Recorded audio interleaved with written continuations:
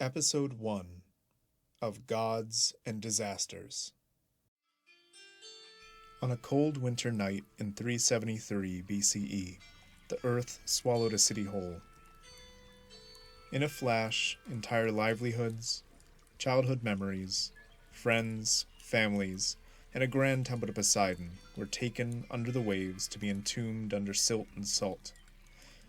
This was not the first time that the city-state of Aliki would be destroyed by its seismic location, but it would become the most memorable. For the survivors of the disaster, the loss of the state was a considerable setback, but not an irrevocable one. Nonetheless, the scars on the land and the memory of the event remained as a considerable influence on the re-emerged city of Aliki and the wider Greek world. By studying the disasters which afflicted this city-state, we can gain a greater sense of disaster in antiquity and its social and cultural weight. My name is Phoenix Neiman, and I will be the host for your series. Over the last few weeks of the summer of 2025, I had the opportunity to participate in the continued excavation of the once submerged archaeological site now identified as Aliki, on the northern coast of the Peloponnese, the southern shore of the Gulf of Corinth. Coming back home, I kept thinking about the people 2,000 years prior who walked the earth my peers and I were uncovering.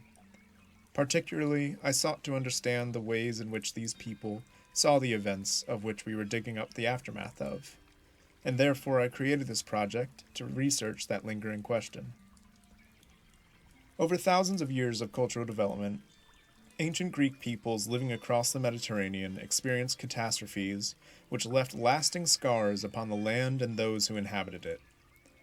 The ancient world was one of deep, lasting uncertainty around food security, illness, and the gods which inhabited the earth seemingly randomly attacking Gaia's inhabitants and leveling entire communities. It is in this world in which the myths, folklore, and storytelling culture of ancient Greece was born. By studying Aliki and its relationship to its cultic activity around Poseidon, the primeval earthshaker god, we can see how disasters affected a specific community throughout several thousand years of habitation and development. The city of Aliki presents an interesting opportunity in its diasporic life. The expulsion of its original inhabitants, the Ionians, carried on specific cultural aspects of Aliki's existence into the Ionian Islands and what was called Asia Minor, now modern-day Turkey. On top of this, Aliki had several prominent colonies in the region of Magna Graecia, now southern Italy, and was linked to colonies in the Black Sea, each of which perpetuated and spread the seismic culture generated in the metropole. Aliki is not alone in its seismicity or history of disasters, but it is remarkable in its frequency of disaster. Other poleis, such as Delphi and Athens, have their own disaster histories which are closely tied to their cultural developments. In this series, we will take a close look at the ways in which the people of the ancient Mediterranean were shaped and influenced by the disasters which befell them. Aliki will be our main focus, drawing from the later Greco-Roman sources like Pausanias and Strabo, who looked back on the disasters in Aliki as reminders of the need for spiritual integrity.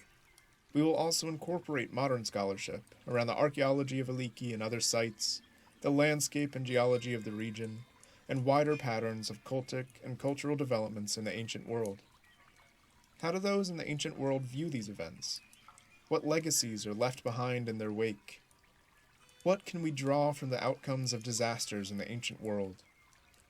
As we will soon learn, natural disasters in the ancient Greek world shaped the ritual, social, and behavioral practices of daily Greek life, leading to remarkable cultural developments while leaving deep scars on the land and people whom the disasters afflicted. Join me in this ancient disaster tourism and journey back to the foundational touchstone of Western civilization, ancient Greece.